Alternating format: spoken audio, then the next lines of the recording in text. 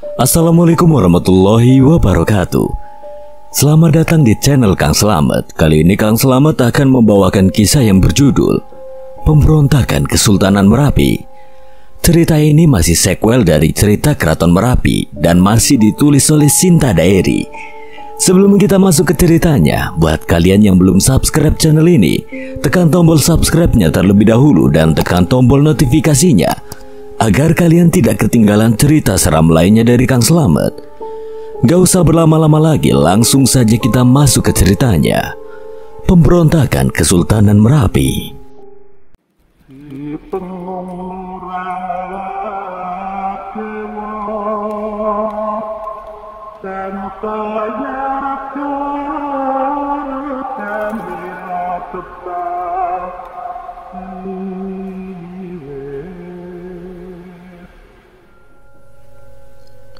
Tentunya yang akan berpartisipasi dalam perebutan posisi pilar bukan hanya Desta saja. Satrio, Wibowo, dan Gayatri diperintahkan untuk menantang pilar lainnya. Selain melindungi Desta, sebab memegang posisi pilar saja tidak akan cukup untuk menantang Kesultanan Merapi. Setidaknya paling sedikit memiliki 3 sekutu pilar. Meskipun Desta gagal, Raja Merapi sudah menyiapkan mereka bertiga yang dipercayai pasti akan memenangkan posisi pilar. Setelah semuanya jelas, mereka segera menuju ke tempat sayembara itu diselenggarakan, yaitu di wilayah Kesultanan Merapi. Tindak kecurangan kemungkinan ada, maka dari itu Raja Merapi sendiri akan melihat pertunjukan tersebut. Sayembara perebutan posisi pilar akhirnya dimulai.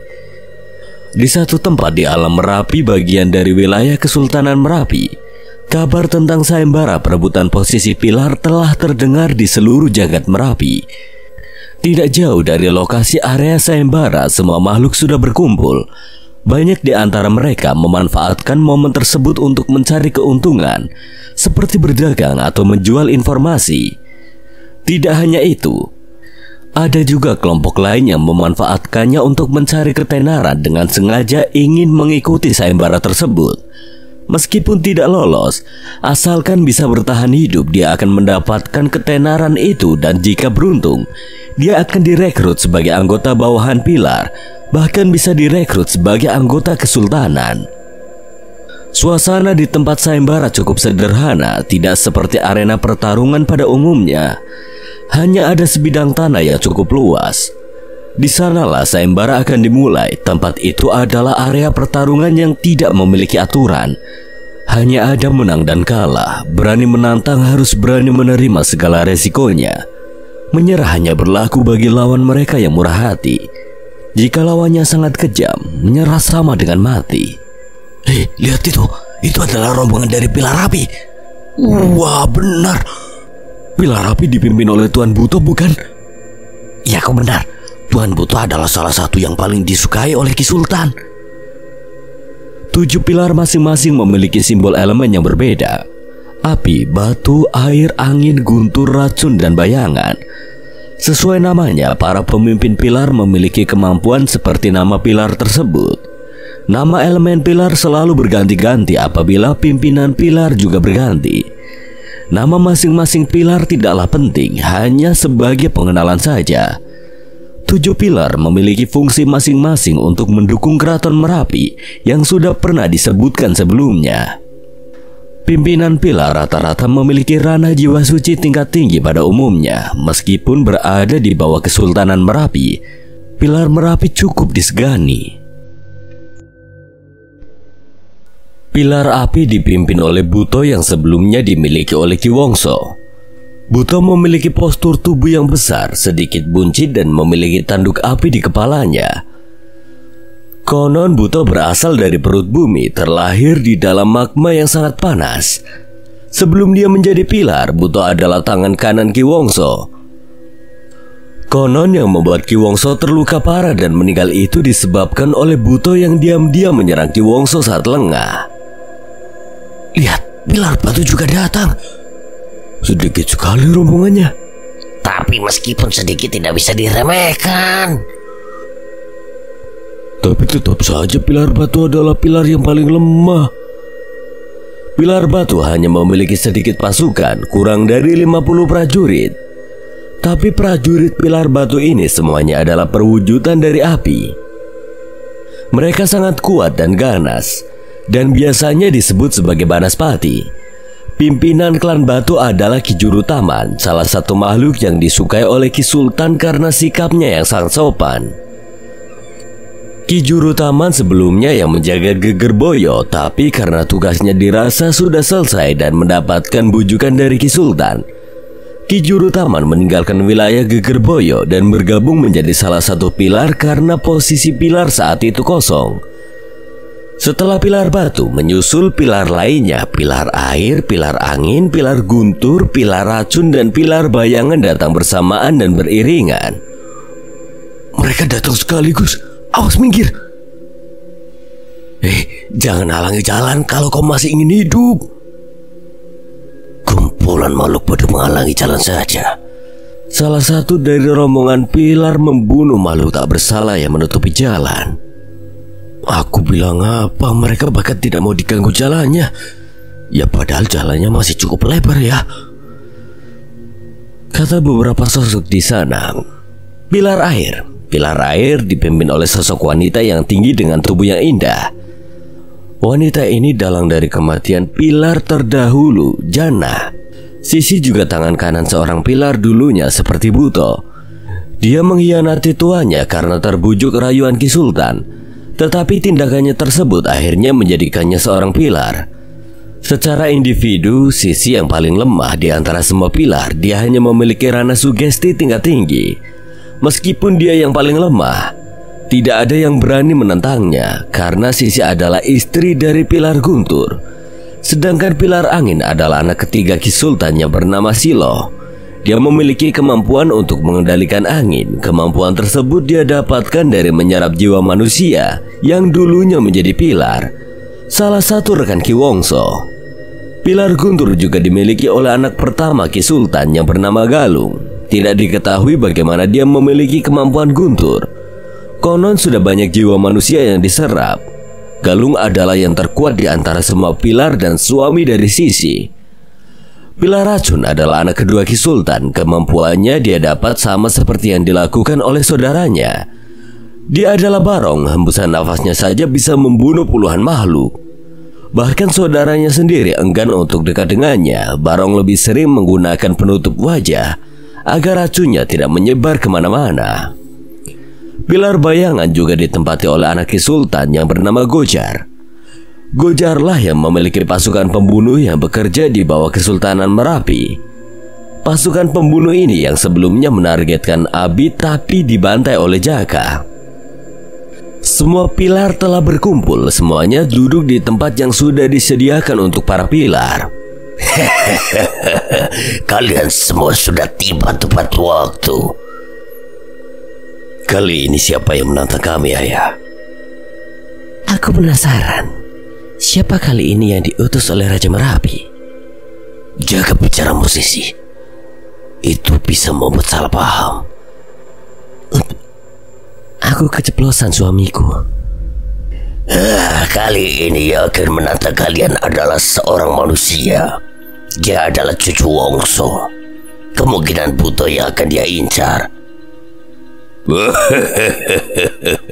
Cucu Wongso, di ranah apa dia Sultan? Kau tidak perlu khawatir. Dia hanya berada di jiwa baru tingkat tinggi. Kau tidak perlu turun tangan untuk menghadapinya. Kirimkan bawahanmu untuk melawannya. Ingat, dia sangat berguna, jadi jangan hancurkan jiwanya. Ki Sultan tidak perlu khawatir. Aku akan memperlakukannya dengan lembut. Tapi kemana mereka? Kenapa belum datang? Mungkin saja mereka sudah ketakutan. Dari arah munculnya para pilar sebelumnya ada rombongan besar datang. Rombongan ini berasal dari desa Banyumili dengan prajurit baru mereka yang disebut sebagai prajurit Brojomusti. Prajurit-prajurit ini adalah gabungan dari para bawahan Abi, Wasi, Menik, dan Riri. Brojomusti sebagai pasukan perang karena rata-rata memiliki ranah jiwa baru. Sedangkan prajurit lainnya Brawijaya, Brajasena, dan Bagaseta masih memiliki fungsi yang sama seperti sebelumnya. Omongan dari mana ini? Hebat, prajuritnya rata-rata memiliki ranah jiwa baru. Sepertinya ini dari keraton. Mana mungkin pasukan keraton lewat sini, bodoh. Lalu apa kau bisa jelaskan dari mana? Oh, aku tidak tahu. Nanti juga kita tahu siapa mereka. Ya, siapa mereka? Apa mereka dari keraton? Mana mungkin pihak keraton lewat sana? Aku rasa mereka adalah rombongan yang akan menantang kalian. Tidak aku sangka mereka memiliki kekuatan yang cukup besar. Sudah jelas mereka pasti mendapatkan dukungan dari keraton. Memangnya kenapa jika begitu? Ya, seharusnya itu alasan yang masuk akal. Kita disudutkan seperti biasanya. Apa maksudmu? Mau menyudutkan seperti biasa, Ki Sultan? Yang mulia, 7 pilar tersentak. Aku tidak sadar jika ada yang mulia. Maksudku, aku akan menyudutkan mereka untuk bersaing dengan benar. Dasar picik. Kau kira aku tidak tahu apa yang telah kau lakukan selama ini? Baiklah, karena yang mulia juga sudah hadir di sini. Sayembara dimulai. Siapapun yang ingin menantang silakan maju ke arena pertarungan. Hiruk pikuk para penonton mulai ramai. Mereka menantikan siapa penantang pertama yang akan maju. Kita tidak perlu buang-buang waktu. Aku akan langsung maju duluan. Hati-hati, Tuan Muda. Hajar dia, Dul. Selesaikan dengan cepat. Niat ingsun ajiku kumarakeni. Aku menantangmu, Buto. Tanpa basa-basi lagi, Desta langsung maju pertama kalinya dan menantang Buto. Desta juga langsung mengeluarkan ajian andalannya. Hal itu mengingatkan banyak orang tentang sosok Ki Wongso yang pernah memimpin menjadi salah satu pilar. Dia keturunan Ki Wongso. Bagus, ini akan menjadi pertarungan yang hebat. Ki Wongso cukup dikenal di kalangan para makhluk yang ada di alam Rapi. Ki Wongso sangat suka berinteraksi dengan para makhluk di alam Rapi. Karena sikapnya yang suka berbaur ini, banyak yang suka terhadapnya. Ki Wongso juga terkenal kuat. Tapi kali ini di hadapan mereka adalah cucunya. Seperti apa pertarungannya? Ajian Komarageni telah mengingatkan sebagian sosok yang dulunya mengikuti atau mendukung Ki Wongso.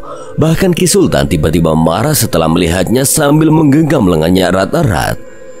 Ada sedikit trauma yang dialami oleh Ki Sultan saat pertarungannya dengan Ki Wongso. Ki Sultan mendapatkan cedera yang membuatnya kesulitan untuk sembuh. Andai saja Ki Wongso dan Jana tidak dihianati oleh bawahannya, mungkin mereka tidak akan mengalami nasib yang tragis. Meskipun tidak bisa mengalahkan Ki Sultan sendiri juga tidak akan bisa dengan mudah mengalahkan Ki Wongso dan 3 rekannya yang sama menjabat menjadi pilar. Segera singkirkan manusia itu. Ingat, jangan terlalu banyak merusak jiwanya. Baik, Tuan. Majulah, jangan terlalu keras padanya, Begok. Usahakan jiwanya tetap utuh. Baik, Tuan Buto. Begok salah satu wakil pilar yang memiliki ranah sugesti tingkat tinggi. Begok tentunya sangat percaya diri. Lawannya hanya berada di ranah jiwa baru. Wah, mereka curang. Seharusnya mencari lawannya sepadan. Seperti kau tidak tahu saja bagaimana mereka. Benar, posisi pilar tidak pernah berganti karena mereka selalu melakukan kecurangan. Hati-hati kalau bicara. Jika didengar, kau bisa habis. Aku tidak ingin menindasmu. Bagaimana jika kau menyerah? Kau pasti diperlakukan dengan baik. Percayalah. Percaya dengan makhluk sepertimu itu musyrik dan dosa besar. Aku menantang Buto, bukan dirimu. Ranah jiwa baru sepertimu cukup arogan. Tuan Buto berada di jiwa suci. Jelas kau bukan tandingannya. Aku yang turun tangan saja sudah sangat berlebihan. Benarkah? Kedua lengan Desta mengeluarkan api yang berkobar lebih besar. Desta langsung melompat tinggi dan melontarkan api komara. Serangan beruntun Desta lancarkan tanpa memberikan kesempatan bagi musuh. Hanya segini kemampuanmu. Api ini cukup panas, tapi sayangnya tidak akan bisa membakarku. Siapa yang ingin membakarmu? Jika aku ingin melakukannya seperti ini caranya. Desta tiba-tiba berada di belakang Begok. Begok sempat terkejut, namun Desta langsung mencengkeram lehernya. Dan suatu pertunjukan yang mengerikan terjadi. Begok meremehkan musuhnya. Dengan sangat cepat Rana Desta meningkat seiring perubahan api Desta.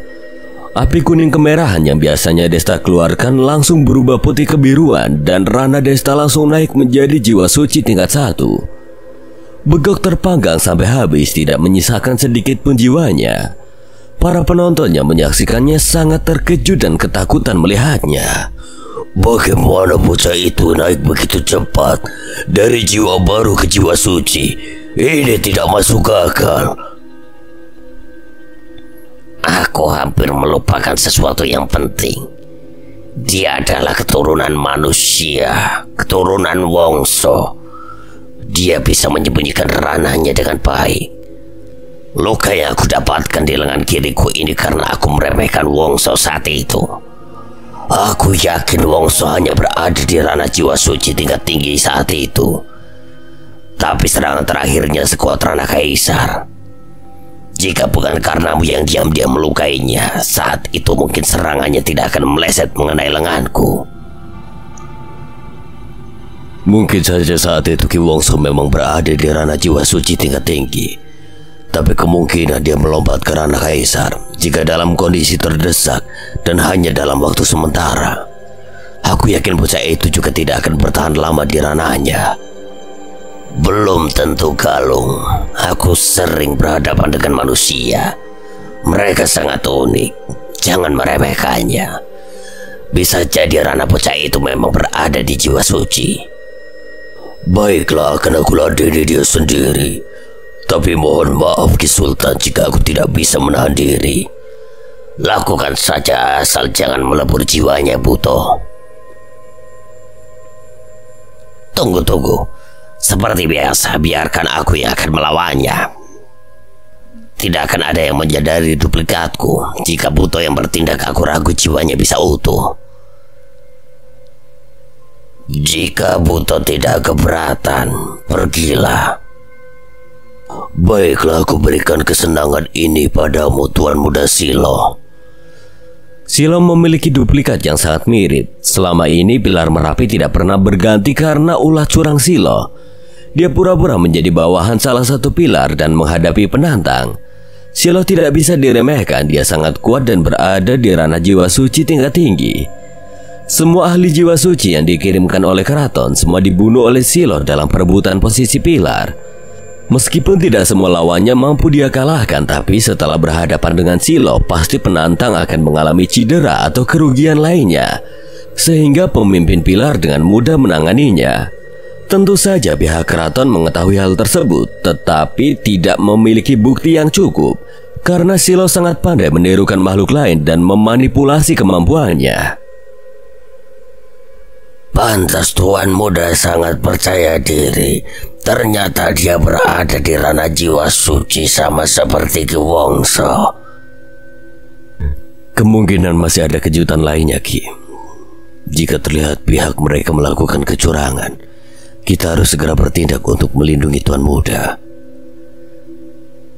Tenanglah, percayalah dengannya. Jika ada sesuatu yang buruk, dia tidak akan diam saja. Desta semakin terlihat gagah saat api komara bertransformasi menjadi putih kebiruan. Rambutnya menjadi api putih biru, begitu juga dengan kedua lengan dan kakinya.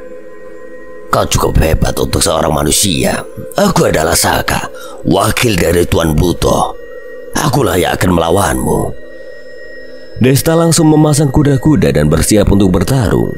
Saka atau Silo yang berubah wujud menjadi sosok lain tidak pernah meremehkan musuh. Dia selalu tenang saat berhadapan dengan musuh, tidak gegabah dan selalu berhati-hati. Sikapnya yang tenang dan hati-hati dia pelajari dari saudaranya Pilar Bayangan Gojar, anak Ki Sultan yang keempat. Setiap ada misi pembunuhan yang cukup sulit, Silo selalu ikut dan sering menjadi salah satu eksekutor. Pengalamannya tentu sangat banyak dan mungkin Desta akan kesulitan untuk melawannya. Siapa yang menyangka ternyata dia berada di Jiwa Suci? Iya benar, aku juga terkejut. Tapi tindakannya cukup kejam. Iya benar, aku sampai merinding. Iya, Ki Wongso tidak sekejam dirinya. Mereka ini hanya bisa bicara dan menjilat yang kuat untuk bertahan hidup. Makhluk yang menyedihkan. Sama saja seperti makhluk gelandangan yang ada di dunia manusia. Hanya saja mereka lebih pintar sedikit. Itu wajar, Mas Jaka. Di alam gaib semuanya kan sama. Aku mau berkeliling di sekitar sini, Rio. Apa kau mau ikut? Boleh, Mas Jaka. Banyak yang ingin aku tanyakan juga. Jaka dan Rio berkeliling di sekitar lokasi sayembara. Mereka melewatkan begitu saja pertarungan Desta. Di area pertarungan, Desta dan Saka bertarung seimbang. Seharusnya Saka bisa mengungguli Desta, tapi sepertinya Saka sengaja menahan diri dan menyamai kemampuan Desta yang berada di ranah Jiwa Suci tingkat 1. Semakin lama api komara semakin berubah. Desta juga perlahan naik setingkat lagi ranahnya. Saka mulai menyadari kemampuan Desta. Semakin kuat lawan Desta, dia juga akan semakin kuat. Saka tidak ingin mengulur waktu lebih lama karena itu akan merugikan dirinya. Saka akan mengakhirinya. Angin berhembus pelan, kemudian semakin kencang dan menerbangkan debu-debu di sekitar wilayah pertarungan. Api komara juga nampak terbawa angin seperti korek api yang ditiup dengan kencang. Semakin lama angin semakin kencang dan mulai berkumpul dan menjadi sebuah pusaran angin yang besar.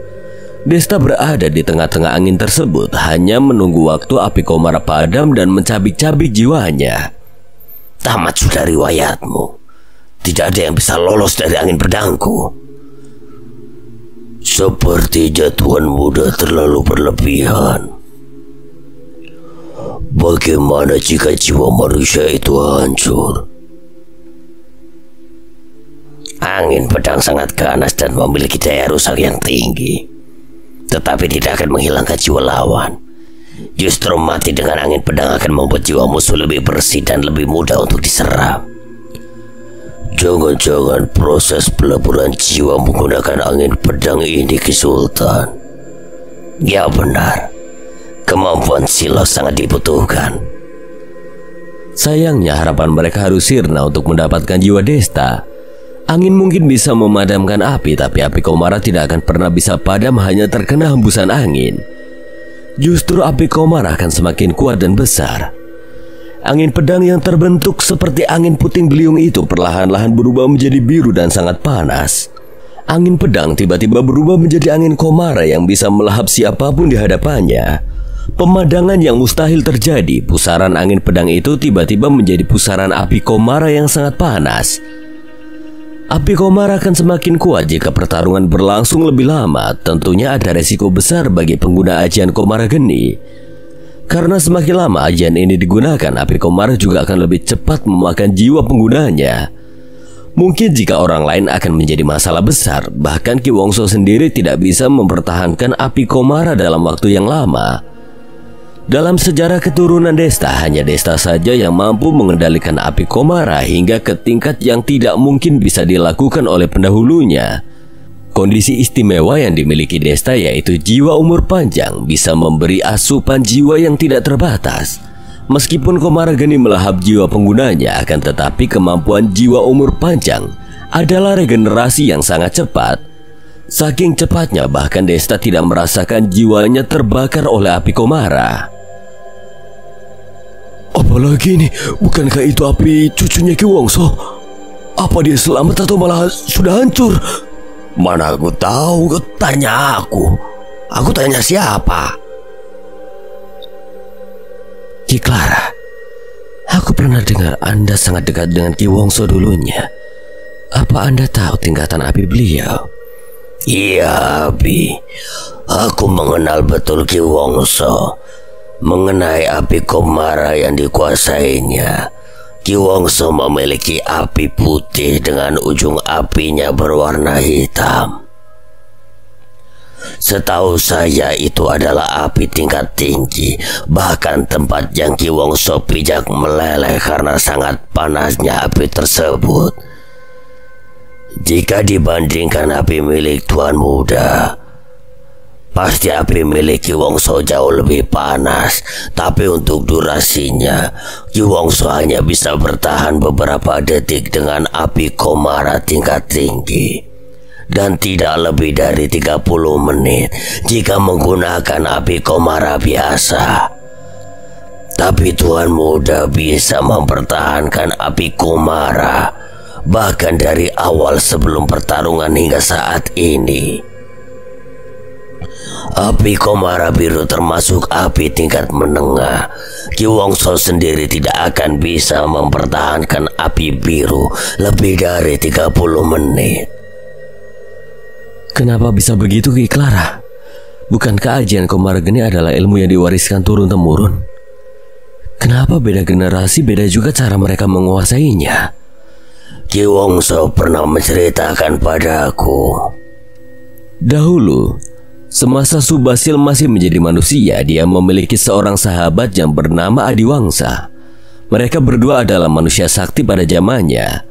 Mereka melalang buana menjelajahi semesta Nusantara untuk mendapatkan berbagai pengalaman dan ilmu. Tidak ada yang tidak mengenal mereka di seluruh Nusantara. Saat mereka berdua bertapa, tubuh mereka perlahan hancur karena usia. Mereka berencana untuk moksa dan mendapatkan kehidupan yang baru. Tubuh mereka terbentuk sangat kuat dari berbagai pengalaman sebelumnya. Karena mereka tidak ingin tubuh mereka hancur begitu saja, mereka akhirnya melebur menjadi api komara. Dengan meleburnya menjadi api komara dan menjadi sebuah ajian, tubuh mereka akan tetap ada tetapi dengan cara melahap jiwa penggunanya. Karena satu-satunya yang memiliki keturunan adalah Subhasil. Api komara diberikan kepada anaknya, kemudian terus-menerus keturunan Subhasil yang terpilih akan memiliki api komara dalam tubuhnya. Tentunya dengan bimbingan langsung dari Subhasil, api komara bisa dibangkitkan. Semenjak api komara diturunkan pada keturunannya, Subhasil selalu mengikuti keturunannya yang memiliki api komara. Selain untuk memberikan arahan, pelatihan, dan wawasan, Subhasil juga menjaga supaya api komara tidak lepas kendali. Adiwangsa memilih pergi dan menjelajahi di jagat lelembut seorang diri dan tidak pernah diketahui lagi keberadaannya. Dan saat itu, secara kebetulan mereka bertemu kembali saat memasuki gerbang gaib Samarantu. Ternyata seperti itu. Pasti cukup melelahkan bagi Subhasil. Di arena pertarungan masih berlangsung. Api komara semakin besar dan mendekati Saka atau Silo yang sedang menyamar. Apa yang terjadi dengan api pedangku? Kenapa jadi seperti ini? Bagaimana mungkin api kecil itu tidak padam dan malah menjadi sebesar ini? Ini gawat, aku harus segera menghindar. Pihak Kesultanan Merapi mulai tegang melihat situasi pertarungan. Tidak terkecuali juga para pilar lainnya. Silo segera pergi dari area pertarungan, tapi kecepatan angin jelas lebih cepat daripada langkahnya. Gawat! Ayah! Tolong! Silo! Apa maksudmu kamu memanggil Silo? Bukankah anakmu duduk tenang di sana, Ki Sultan? Ki Sultan tidak bisa menjawab apa-apa. Jika dia bersuara, semuanya akan tahu bahwa pihak Kesultanan melakukan kecurangan. Silo perlahan lenyap. Dia mati dengan anginnya sendiri yang diperkuat dengan api komara. Angin pedang kemudian berhenti saat Silo mati. Desta mulai terlihat dan perlahan api komara juga padam. Karena Desta sudah mencapai batasnya. Energi spiritual Desta sudah cukup terkuras. Dia tidak akan bisa lagi untuk bertarung. Wah, hebat. Luar biasa kau anak muda. Pertunjukan yang mengesankan. Ya, tidak sia-sia aku datang jauh-jauh. Ki Sultan bingung harus bagaimana. Kehilangan anaknya Romo yang tidak berguna tidak jadi masalah, tapi Silo adalah salah satu anak yang sangat berguna baginya. Kehilangan Silo menjadi kerugian yang sangat besar. Ki Sultan sangat marah. Auranya mulai berubah dan bisa kapan saja menerjang Desta. Sial, Sial, aku tidak terima jika Silo mati. Tidak peduli mereka semua tahu, asalkan aku mendapatkan jiwa manusia sialan itu. Ini cukup pantas. Beraninya kau membunuh anakku. Rasakan ini manusia keparat. Ki Sultan tiba-tiba turun ke area pertarungan dan menyerang Desta. Babasil tidak mampu menahan serangan Ki Sultan. Dia terpental cukup jauh, terkena serangan langsung dari Ki Sultan. Ternyata kalian curang. Benar, itu benar. Kalian sudah bermain curang. Kini mau mengambil kesempatan balas dendam dengan manusia yang sudah lemah. Dasar pengecut. Sorakan para penonton menghujat Kesultanan Merapi yang melakukan tindakan kecurangan. Diam kalian. Raja Merapi kemudian berdiri. Dia akan turun tangan secara langsung untuk menghentikan aksi memalukan Ki Sultan. Namun penasehat memberikan pendapat pada Raja Merapi. Yang mulia tidak perlu turun tangan. Manusia itu bisa menanganinya sendiri. Jika Anda turun tangan, perang akan segera terjadi. Mohon Anda jangan gegabah. Raja Merapi menyadari itu. Jika perang internal terjadi, akan banyak korban yang tidak bersalah. Raja Merapi terpaksa diam dan kembali ke tempat duduknya. Manusia sialan, bukan hanya Romo yang kau bunuh, kau bahkan membunuh Silo anak kesayanganku. Aku tidak peduli dengan sayembara ini. Kau harus mati. Aku pastikan akan menghisap jiwamu sampai kering. Ki Sultan langsung melompat dan menerjang ke arah Desta. Babasil tidak akan sempat untuk melindunginya. Desta yang dalam kondisi lemah tidak mungkin bisa menghindarinya. Nah, menghindarilah. Usaha Babasil tentu saja sia-sia. Desta sudah cukup kelelahan. Bahkan dia tidak memiliki tenaga hanya untuk berdiri saja. Nasib buruk akan segera menimpanya. Tapi secepat kilat petir emas menyambar dan membuat Ki Sultan terpaksa harus mundur. Cahaya dari petir emas membuat pandangan kabur karena silau. Wah, kau terlihat berantakan, Dul. Iya, aku payah sekali, Des. Manusia lainnya, keberuntunganku sangat besar hari ini. Aku tidak akan main-main. Akan aku hancurkan kalian sekaligus. Ki Sultan benar-benar serius. Auranya sangat menakutkan. Dia benar-benar serius mengeluarkan seluruh kekuatannya hanya untuk berhadapan dengan Tori dan Desta yang dalam kondisi lemah. Ki Sultan terpental hingga menabrak dinding benteng. Kekuatan penuhnya dengan mudah dihalau oleh tombak naga emas. Lengan Ki Sultan yang terluka karena Ki Wongso yang sudah mulai sembuh kini terbuka dan bertambah parah. Bagus, ternyata ada manusia lain yang mendukungnya. Sangat mengejutkan, dia bahkan bisa menahan serangan penuh Ki Sultan. Ini adalah kompetisi sayembara. Kau sebagai tuan rumah justru merusaknya sendiri. Sebagai pimpinan di Kesultanan seharusnya memberikan arahan yang baik. Kau sudah ikut campur dan berbuat curang. Lalu kau bertindak sendiri juga. Kau benar-benar tidak menghormati Raja Merapi. Kehadiran Tori sangat mengejutkan bagi semua saat mengetahui identitasnya bahwa Tori juga seorang manusia. Tombak naga emas terpaksa Tori keluarkan. Semua dari pihak Kesultanan pun turun ke area sayembara disusul dengan para pilar yang mendukungnya. Para pendukung Desta juga tidak tinggal diam. Semuanya berkumpul di area sayembara. Para ahli Rana Jiwa baru tidak terhitung jumlahnya. Rana Sugesti ada puluhan dan Rana Jiwa Suci ada 3 orang belum masuk hitungan Desta dan lainnya yang masih menyembunyikan kekuatannya. Sejak kapan ada ahli sebanyak ini yang mendukungnya? Kedua kekuatan besar saling berhadapan. Apa yang akan terjadi selanjutnya? Anggota Kesultanan mulai bermunculan dengan berbagai macam ranah. Pilar pendukung Ki Sultan juga menyertainya. Tentu saja pihak Desta tidak akan tinggal diam. Semuanya berkumpul di area sayembara. Ternyata ada manusia lainnya. Benar, bahkan dia bisa memblokir serangan Ki Sultan yang berada di Rana Jiwa Suci sempurna. Bahkan aku dengar Ki Sultan hampir mencapai Rana Kaisar. Wah, berarti manusia itu berada di Rana Kaisar. Jangan sembarangan berucap. Rana Kaisar hanya bisa dicapai oleh keturunan yang mulia saja. Tapi kan dia manusia lagi pula juga bukan berasal dari kita. Pasti ada kemungkinan. Iya ya, kau benar. Aku sungguh meremehkan manusia itu. Aku tidak menyangka dia memiliki dukungan begitu banyak ahli di atas ranah jiwa baru.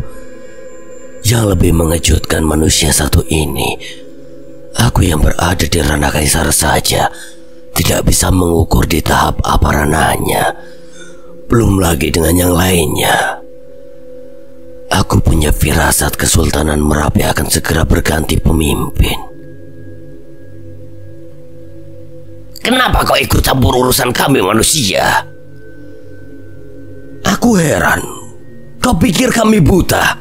Siapa yang melakukan tindakan memalukan itu saat sayembara ini dimulai? Memangnya kami takut meskipun sekarang kami berada di wilayahmu?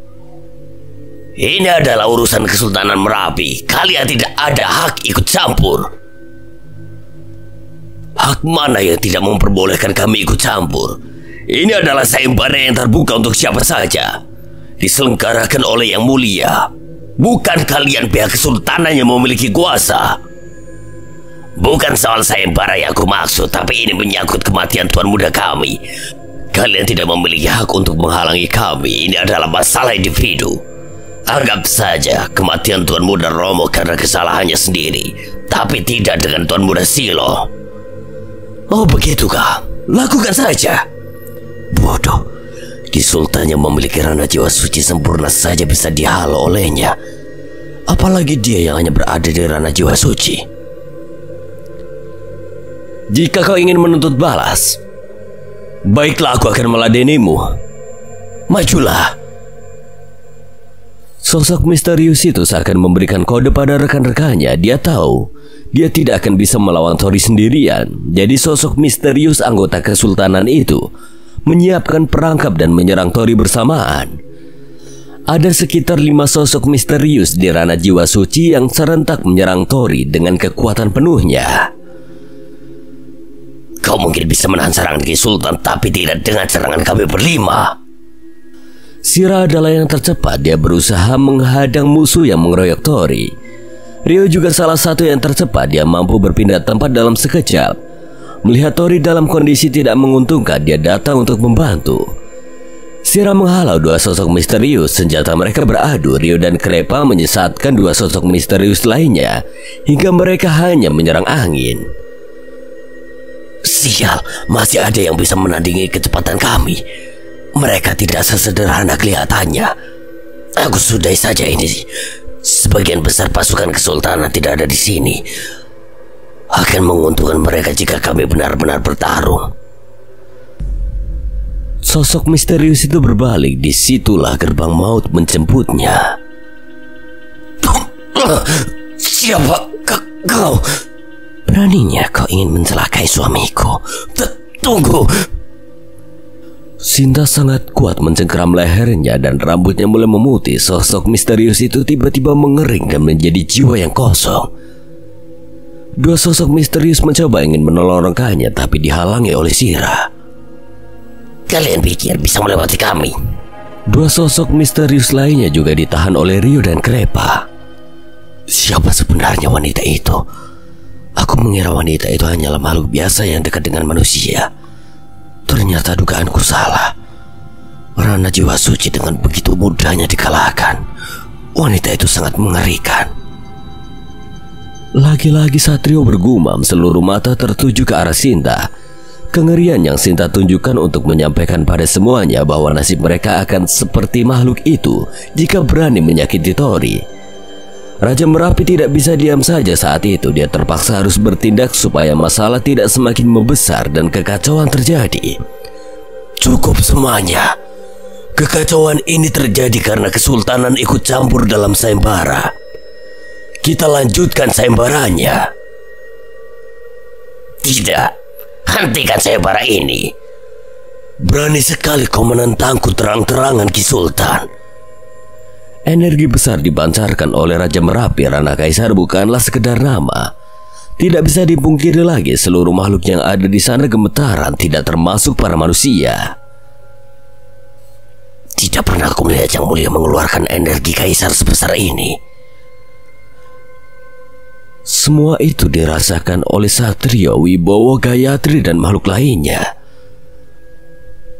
Tinggalkan rencana pilar kalian jika keberatan untuk melanjutkan sayembara. Aku anggap kalian menyerah. Yang Mulia, saya bersedia. Hentikan kalung. Baiklah, anggap saja kali ini para pilar menyerah. Serahkan rencana pilar kalian dan segera tinggalkan tempat ini. Ki Sultan memotong ucapan Galung anak Ki Sultan dan menyatakan untuk menyerah. Sesuai dengan permintaan Ki Sultan, semua pilar menyerahkan rencana pilar dan pergi dari wilayah tersebut. Ki Sultan sudah salah menilai lawan. Meskipun sayembara dilanjutkan, justru pihak kesultanan yang akan lebih dirugikan. Posisi pilar bisa diambil kapan saja menurutnya, tinggal mempersiapkan kekuatan yang cukup untuk merebut kembali posisi pilar. Kenapa kau diam saja, Ki Jurutaman? Ayo segera tinggalkan tempat ini. Pergilah. Aku tetap di sini. Apa maksudmu kau tetap di sini? Kita sudah kehilangan posisi pilar. Tempat ini bukan lagi wilayah kita. Kali ini musuh kita menang, tapi kita pasti akan berebutnya kembali. Ayo segera pergi. Mereka mungkin musuhmu, tapi tidak denganku. Beraninya kau mengkhianati aku di saat seperti ini, Ki Jurutaman. Aku telah memperlakukanmu dengan baik. Apakah ini balasanmu? Aku sengaja menunggu momen seperti ini untuk bisa lepas dari kalian. Aku sudah muak menuruti perintah kotor kalian. Kau biarkan saja, Puto. Kau akan merasakan akibatnya telah mengkhianati Kesultanan Ki Jurutaman. Ayo kita pergi. Aku tahu konsekuensinya telah membuat Ki Sultan marah, tapi aku sudah tidak tahan lagi melakukan perintah gilanya. Maaf Yang Mulia, saya tidak bisa berbuat apa-apa melawan Ki Sultan. Setidaknya untuk saat ini saya bisa lepas. Bisa aku maklumi, Ki Jurutaman. Kau yang sebelumnya menjadi pilar tidak bisa membantah perintah kesultanan. Aku juga tidak bisa melindungimu karenanya. Api kecil tiba-tiba muncul dari rombongan pasukan api milik Ki Jurutaman. Api kecil tersebut mengitari Rama yang sepertinya mengenalinya. Kenapa api kecil ini? Ki Jurutaman kemudian menyadari bahwa api kecil tersebut menghampiri Rama. Sepertinya kau adalah manusia yang pernah aku dengar dari para bawahanku. Api kecil itu adalah Pati. Dia yang membantumu dan rekanmu kabur dari kejaran prajurit Putarakala. Jiwanya telah lenyap. Beruntung Pati bisa selamat, tapi dalam kondisi seperti yang kau lihat. Pati, kau yang melindungi kami waktu itu. Terima kasih, kau bahkan sampai mengorbankan jiwamu. Terima kasih, Pati. Baiklah, sekarang posisi pilar sudah kalian dapatkan. Kalian atur saja siapa yang akan memegang posisi 7 pilar. Terima kasih atas dukungan Anda Yang Mulia. Setelah Raja Merapi pergi, teriakan kemenangan langsung menggema di seluruh wilayah tersebut. Ini adalah pertama kalinya dalam sejarah di alam Merapi posisi pilar berganti secara serentak, yaitu 7 pilar sekaligus. Menjadi bagian dari pilar tentunya akan mematuhi perintah Kesultanan Merapi. Jika melanggar perintah itu sama saja melawan kesultanan, dan pihak kesultanan memiliki hak untuk menertibkan. Pihak keraton bahkan tidak bisa ikut campur apakah ada sesuatu yang sedang Ki Sultan mainkan. Tidak masuk akal dia begitu saja menyerahkan posisi pilar dengan mudahnya. Jika Ki Sultan merencanakan sesuatu yang besar, semua pilar baru harus tetap bersatu. Jika semuanya berpisah, hal buruk mungkin akan terjadi. Saatnya untuk menentukan siapa yang akan mengisi posisi pilar. Posisi pilar telah berhasil direbut meskipun banyak kejanggalan yang dirasakan. Tapi sayembara itu akhirnya selesai dengan kemenangan yang luar biasa. Mungkin Ki Sultan sedang merencanakan sesuatu, tetapi keuntungan memegang posisi pilar juga tidaklah sedikit. Setelah acara pelantikan dan penentuan siapa yang akan mengisi posisi pilar, sudah pasti akan banyak yang bergabung untuk menjadi bagian dari anggota pilar. Dengan begitu pastinya dukungan akan bertambah banyak. Ki Sultan tahu hal itu seharusnya, tapi pihak mereka memang tidak ada pilihan lain. Melawan jelas akan merugikan mereka saat itu. Nak, kau baik-baik saja.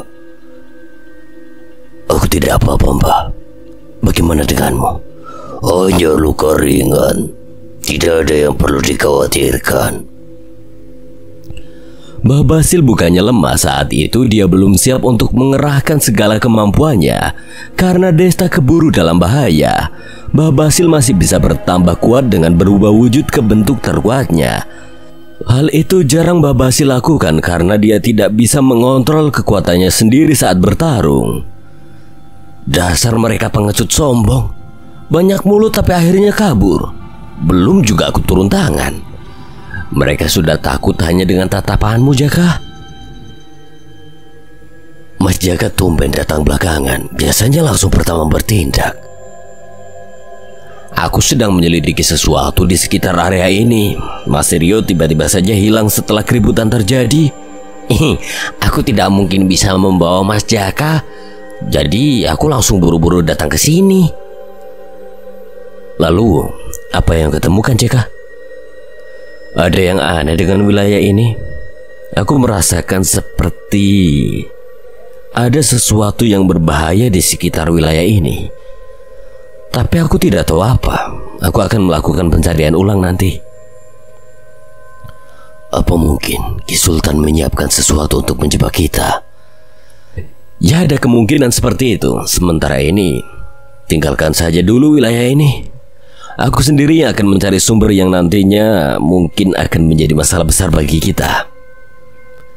Kalau begitu aku akan menemani Mas Jaka. Baiklah, semuanya kita kembali dulu ke desa Banyumili. Kita diskusikan di sana untuk posisi 7 pilar. Tidak ada yang keberatan dengan keputusan Desta. Semuanya kembali ke desa Banyumili kecuali Jaka dan Rio.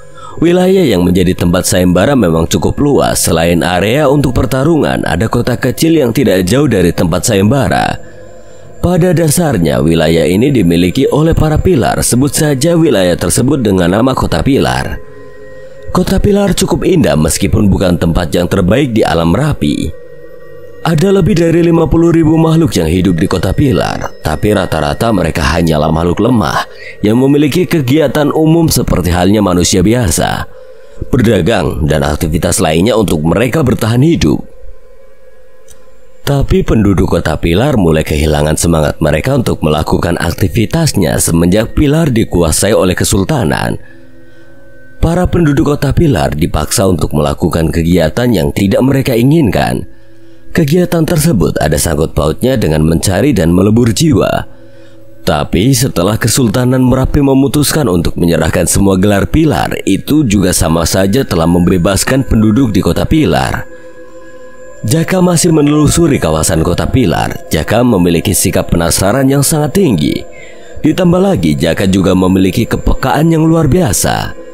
Itu karena jiwa sugesti dalam dirinya. Selain mampu mempelajari segala macam ilmu spiritual dengan cepat, Jaka juga sangat peka dan mahir melacak segala bentuk segel yang terbentuk dari energi spiritual, seperti susunan pelindung, serangan atau kebangkitan. Ketemu kau, ucap Jaka sambil memperhatikan tiang besi yang memiliki bentuk segi lima dan memiliki tulisan yang aneh seperti sebuah segel tulisan. Apa ini, Mas Jaka? Yang jelas ini adalah sesuatu yang buruk. Ini adalah semacam raja atau susunan raja yang berfungsi dalam bentuk serangan. Tiang ini adalah salah satunya. Ada 7 tiang dengan bentuk yang berbeda yang tersebar di 7 penjuru wilayah ini. Kita harus menemukan 6 sisanya dan menghancurkannya. Kalau begitu kita hancurkan tiang ini dulu, Mas Jaka. Tunggu, Mas Rio. Kita tidak bisa sembarangan menghancurkannya begitu saja. Ada tata cara yang benar untuk menghancurkan susunan raja ini. Kita harus menghancurkan 7 tiang yang terpasang secara bersamaan. Yeda, Subali. Yeda Subali muncul bersamaan dengan Siri dan Suruh. Baiklah, aku mengerti. 2 lainnya serahkan padaku, Mas Jaka. Mungkin akan memakan cukup waktu untuk menemukan sisa dari 6 tiang raja lainnya. Saling berikan kabar terlebih dahulu setelah menemukan susunan lainnya. Tunggu sebentar, Mas Jaka. Akan lebih efisien jika mencari 6 sisanya menggunakan prajurit Mara. Prajurit Mara terhubung denganku, jadi aku akan lebih mudah menentukan koordinatnya nanti. Oh, aku melupakannya jika kau bisa memanggil prajurit Mara. Jika begitu akan lebih efektif. Aku mengandalkanmu, Mas Rio. Samara, keluarlah. Puluhan prajurit Mara tiba, semuanya diperintahkan untuk mencari sisa 6 susunan raja lainnya. Mumpung susunan itu belum aktif, harus segera ditemukan dan dihancurkan. Tidak butuh waktu lama, tiang raja lainnya telah ditemukan. 7 tiang tersebut harus dihancurkan dengan kekuatan yang sama besar. Jadi Yeda, Subali, dan kedua Sira ditempatkan di masing-masing tiang. Krepa dan Rio menempati tiang lainnya jika masih berada di tiang sebelumnya. Prajurit Mara juga ditempatkan di masing-masing tiang sebagai sarana komunikasi. Setelah semuanya siap, tiang raja serentak mereka hancurkan. 7 susunan raja itu runtuh. Tiba-tiba susunan raja baru berbentuk bola sebesar kepala dengan tulisan aksara Jawa di sekeliling bola tersebut. Perasaan nyaman seketika dirasakan oleh seluruh makhluk yang ada di wilayah Kota Pilar. Susunan bulat itu adalah susunan asli yang dimiliki oleh Kota Pilar. Susunan tersebut adalah tipe kebangkitan yang mana mengandung unsur baik yang mampu menyembuhkan setiap makhluk yang ada di wilayah tersebut. Susunan tersebut sebetulnya difungsikan sebagai penyembuh yang melindungi para kontestan yang mengalami luka parah dalam mengikuti sayembara. Dahulu dalam kontes sayembara tidak pernah memakan korban. Sayembara perebutan posisi pilar menjadi pertarungan hidup dan mati terjadi setelah kesultanan dipimpin oleh Ki Sultan. Untung saja, susunan raja sebelumnya berhasil dihancurkan sebelum susunan itu aktif. Diketahui oleh Jaka bahwa susunan sebelumnya merupakan susunan raja tipe penyerangan. Jika susunan itu aktif, makhluk yang berada dalam susunan tersebut akan melebur. Karena raja tersebut adalah raja pelebur jiwa. Untung saja Jaka sangat peka dan sudah mengatasi masalah tersebut. Jaka juga sudah menambahkan susunan raja pelindung yang kuat seperti yang dimiliki oleh desa Banyumili. Karena Kota Pilar akan menjadi salah satu wilayah utama, Jaka sengaja memberikan penanganan lebih untuk meningkatkan keamanan pertahanan kota tersebut. Adanya susunan kebangkitan itu akan membuat susunan pelindung yang Jaka buat menjadi semakin kuat. Karena saat pelindung itu mulai rusak, susunan kebangkitan akan memperbaikinya dalam kondisi seperti semula. Sudah sangat umum bagi susunan pertahanan atau penyerangan, tapi susunan kebangkitan sangat jarang orang bisa membuatnya. Tentu saja Jaka tidak melewatkan kesempatan untuk mempelajari susunan kebangkitan tersebut.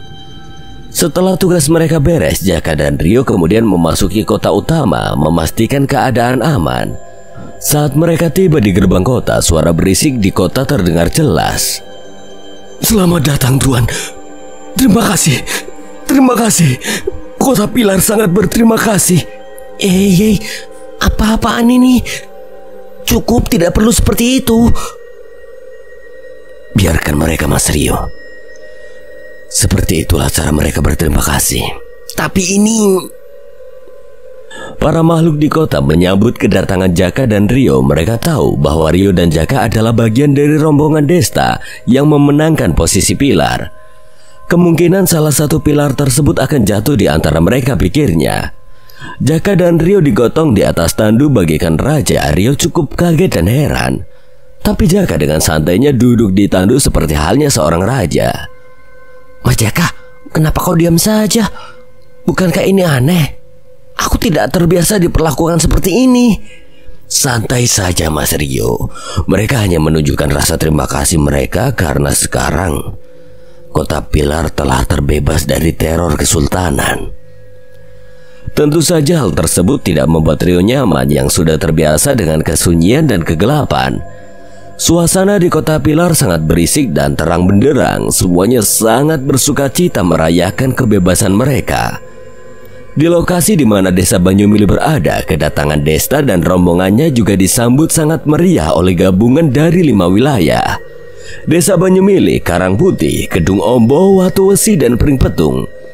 Semuanya berkumpul di desa Banyumili dan melakukan perayaan besar-besaran yang belum pernah terjadi sebelumnya.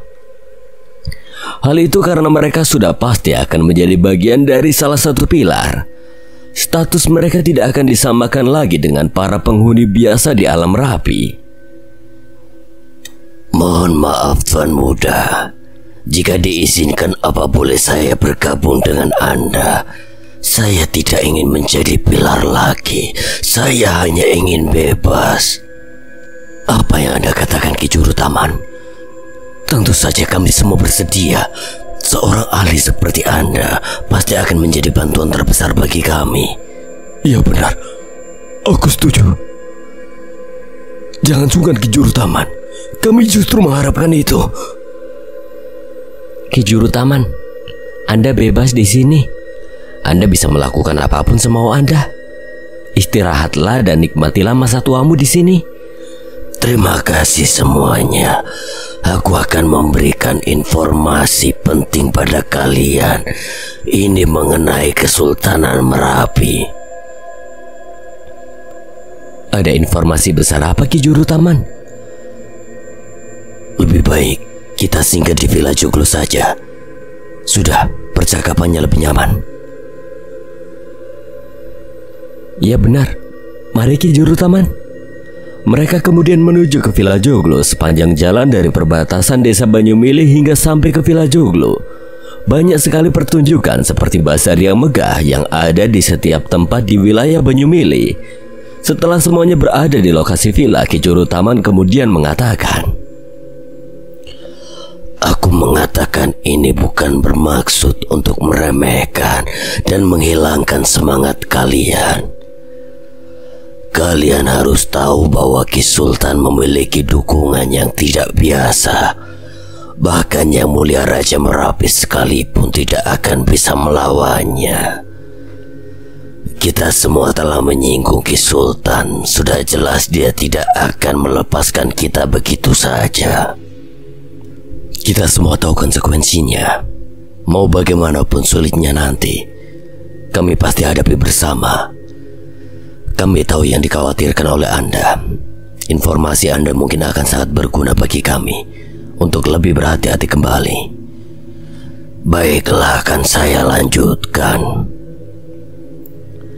Ki Sultan memang tidak sederhana. Sikapnya yang berani dan kurang ajar kepada Raja Merapi karena pihak Kesultanan memiliki dukungan yang luar biasa yang berada di ranah dewa.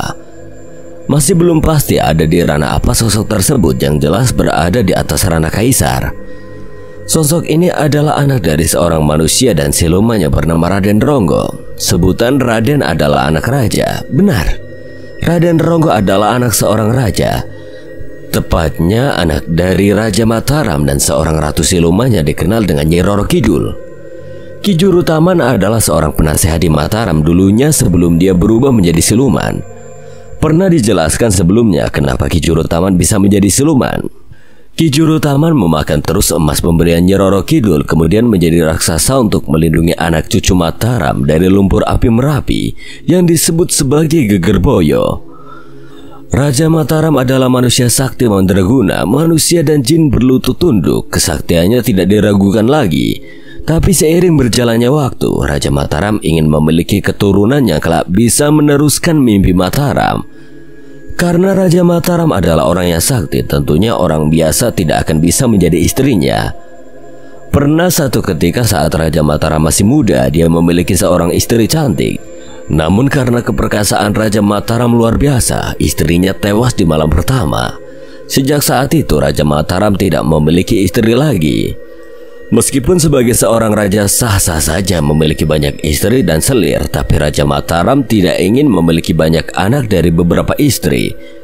Karena baginya memiliki banyak istri pasti akan terjadi perselisihan yang akhirnya menimbulkan perang saudara. Ki Jurutaman mengetahui kegelisahan rajanya saat itu dan memberanikan diri untuk menanyakan pada beliau.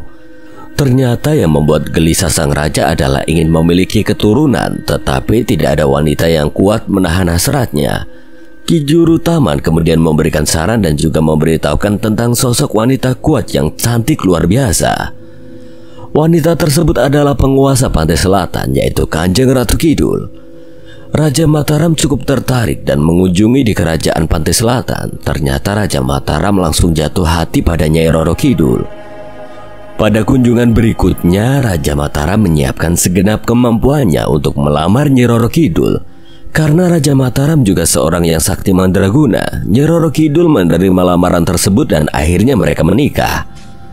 Setelah mereka menjadi suami istri, malam pertama mereka berlangsung hingga 7 hari 7 malam tanpa putus. Nyai Roro Kidul juga seorang wanita siluman yang sakti. Melayani suaminya yang sangat perkasa bukan jadi masalah. Mereka sama-sama menikmatinya. Di hari berikutnya mereka bahkan melakukannya hingga 30 hari penuh. Tetapi dengan usaha keras mereka akhirnya Nyai Roro Kidul mengandung. Beberapa bulan kemudian lahirlah seorang anak laki-laki yang kemudian diberi nama Ronggo. Raden Ronggo diasuh oleh ibunya Nyai Roro Kidul. Raja Mataram harus kembali ke Mataram karena sudah terlalu lama ditinggalkan. Raja Mataram berpesan Raden Ronggo akan menjadi penerusnya yang akan menggantikan ayahnya sebagai Raja Mataram. Raden Ronggo tumbuh menjadi seorang pemuda yang kuat dan sakti seperti ayahnya dan kemudian diantar ke kerajaan Mataram oleh Kanjeng Ratu Kidul untuk memenuhi tugas sebagai seorang putra mahkota. Sayangnya kesaktiannya tersebut dia gunakan untuk jalan yang salah. Raden Ronggo tidak segan-segan membunuh siapapun yang berani menghalangi jalannya. Satu ketika Raja Mataram tahu atas tindakan kejinya pada rakyat Mataram dan membuat para penduduk takut. Akhirnya Raja Mataram memberinya pelajaran. Segala upaya sudah Raja Mataram lakukan untuk menghukum Raden Ronggo.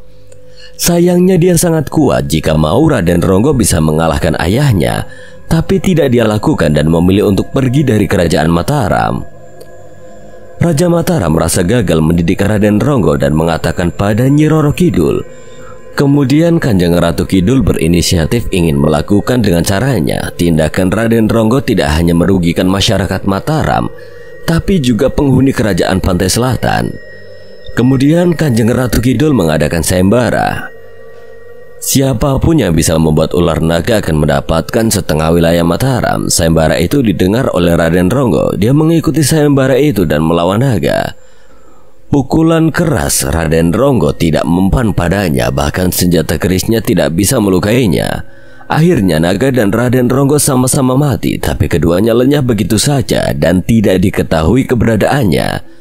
Menurut Raja Mataram, Raden Ronggo telah pergi ke alam dewa. Dia tidak akan pernah lagi bisa mengganggu ketentraman rakyat Mataram.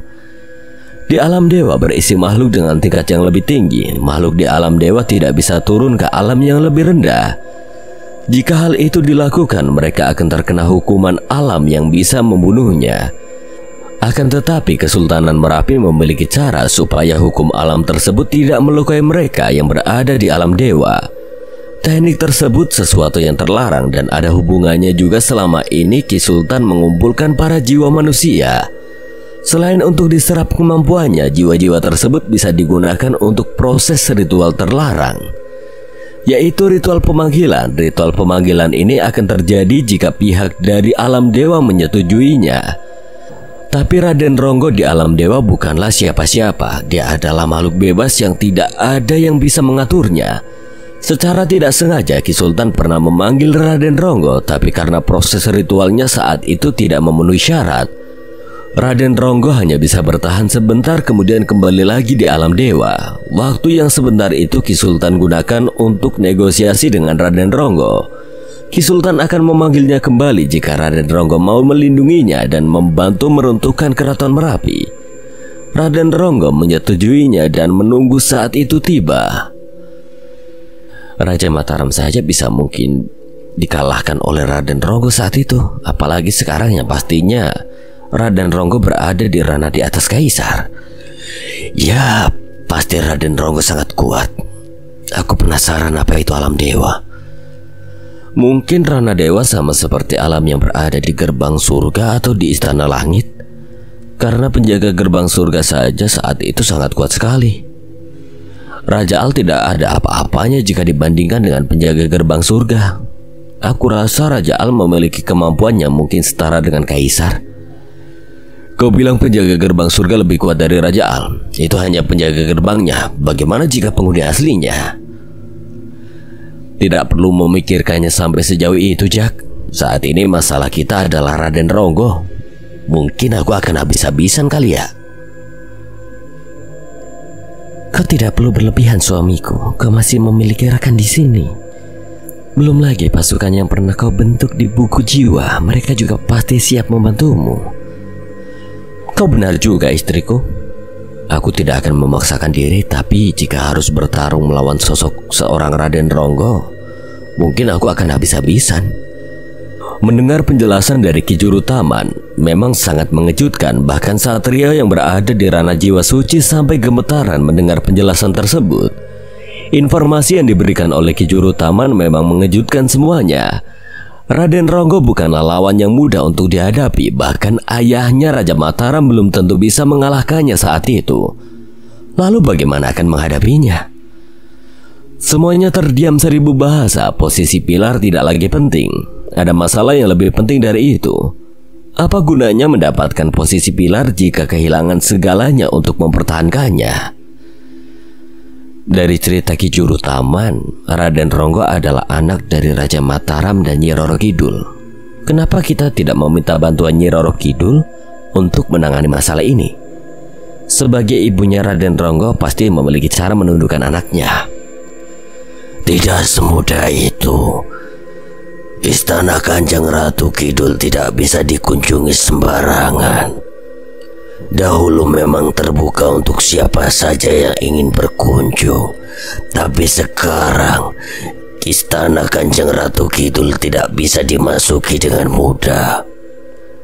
Tapi aku dengar Raja Merapi dekat dengan kerajaan Pantai Selatan.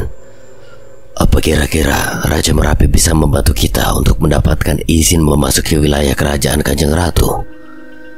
Kemungkinan Yang Mulia bisa bantu. Tidak ada salahnya mencoba. Sementara posisi pilar dikosongkan, hanya ada satu pilar utama untuk menggerakkan dan memimpin semuanya, yaitu pilar api yang dijabat oleh Desta. Itu adalah hak miliknya yang sebelumnya dimiliki oleh Ki Wongso. Sebagian tinggal di desa Banyumili dan sebagian lainnya mengikuti Desta menuju Keraton Merapi. Desta berharap bisa mendapatkan bantuan dari Raja Merapi dan memiliki dukungan dari Kanjeng Ratu Kidul. Ki Sultan dan bawahannya saja sudah cukup merepotkan. Jika ditambah dengan Raden Ronggo, tentunya akan sangat sulit untuk melawan pihak kesultanan. Lihat, mereka rombongan dari desa Banyumili. Oh, itu cucu Ki Wongso. Ya, beliau sekarang yang menjabat menjadi pilar baru. Saat Desta dan rombongannya tiba, para pemandu berebutan untuk mengantarkannya. Mereka semua sangat antusias dan tidak mau dibayar. Tentunya mereka berharap bisa mendapatkan dukungan dari seorang pilar. Salam Yang Mulia. Berdirilah kalian. Silakan duduk. Ada keperluan apa hingga kalian datang kemari? Cukup penasehat. Lagi pula aku juga ingin bertemu dengan manusia ini. Baik Yang Mulia. Namamu Desta bukan? Cukup sulit menyebutkan namamu. Aku sungguh puas melihat penampilanmu saat sayembara. Terima kasih Yang Mulia. Dan kau pasti Tori. Cukup aneh nama kalian. Dan istrinya Nona Sinta. Aku penasaran. Sebenarnya ada di mana ranah kalian berdua? Maaf Yang Mulia, ada satu kondisi di mana kami tidak bisa melihat ranah kami sendiri. Sungguh kami tidak mampu untuk melihat ranah kami. Bukan bermaksud untuk tidak memberitahukan pada Anda. Oh, aneh sekali situasi yang sedang kau alami. Aku baru saja mendengarnya. Apakah ada yang bisa menjelaskannya apa yang terjadi dengannya ini? Situasi yang dialami oleh tuan ini memang bisa terjadi, dan hal itu bisa dikatakan sesuatu yang sangat langka.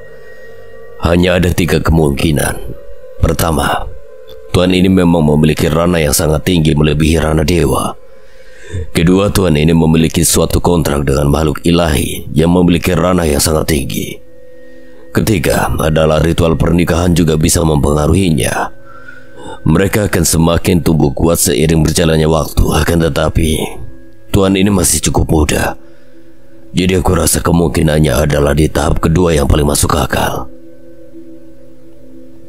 Kau sangat berpengetahuan, penasehat. Tidak sia-sia gelar penasehatmu kau dapatkan. Tidak pantas pujian itu saya terima, Yang Mulia. Sudah tugas hamba untuk melayani Anda. Sesaat kemudian Jaka dan Krepa juga datang menghadap Raja Merapi untuk menyampaikan terkait susunan raja yang ada di kota Pilar.